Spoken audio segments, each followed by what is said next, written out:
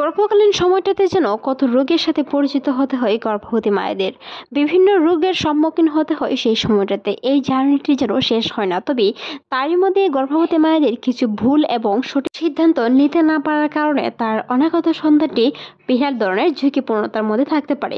তাই আজকের এই ভিডিওতে আলোচনা করব এরকমই কিছু গুরুত্বপূর্ণ বিষয় নিয়ে, যেটি জানার পরে জানতে পারবেন আপনার সঠিক সিদ্ধান্তটি হচ্ছে কিনা। অনেকেই আমাদের কমেন্ট বক্সে প্রশ্ন করে থাকেন বা অনেকেরই মনে মনে চিন্তিত হয়ে থাকেন, আমার আজকে অত মাস চলছে বা অত সপ্তাহ চলছে কিন্তু আমার পেট বড় হচ্ছে না। এছাড়াও চিন্তিত থাকেন এই সন্তানটি দ্রুত বাড়ছে কিনা, এমনকি তার ওজন ঠিকঠাক আছে কিনা।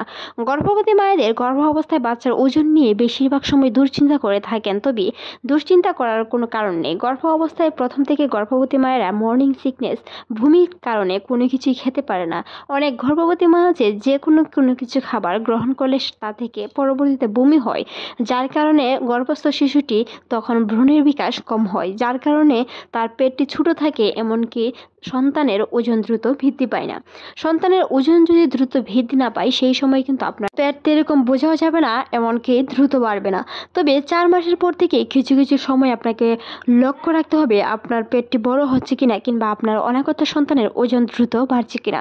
5 মাসের পর থেকে আপনার অনাগত সন্তানটি জরায়ুতে সঠিকভাবে জায়গা করে নিয়ে তার ওজন এবং বিভিন্ন বিকাশে সংগঠিত হয়ে থাকে, কারণ সেই সময় তার বিভিন্ন অঙ্গ প্রত্যঙ্গ গঠিত হয়।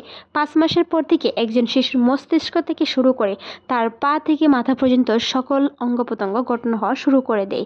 তাই সেই সময়ের পর থেকে গর্ভবতী মায়েদের পেট দ্রুত বাড়তে পারে বলে ধারণা করেন বিশেষজ্ঞরা। তবে কারো কারো ক্ষেত্রে গর্ভাবস্থা শিশুর ওজন বেশি আসতে পারে, কারো ক্ষেত্রে কম আসতে পারে।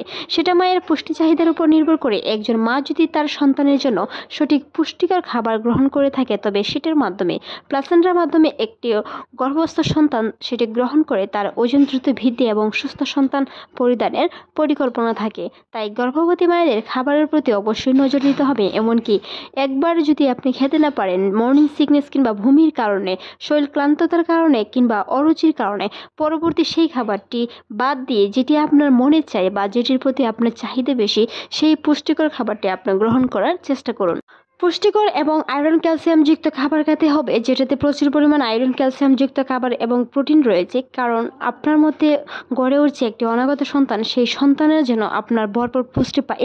একটি পুষ্টির মধ্যে ভাগ হয়ে যায় 50-50। তাই অবশ্যই আপনাকে মাথায় রাখতে হবে যেন সেই পুষ্টিকর খাবারটি দুজন পুষ্টি পেয়ে পরিপূর্ণতাভাবে সঠিক বৃদ্ধি পায়।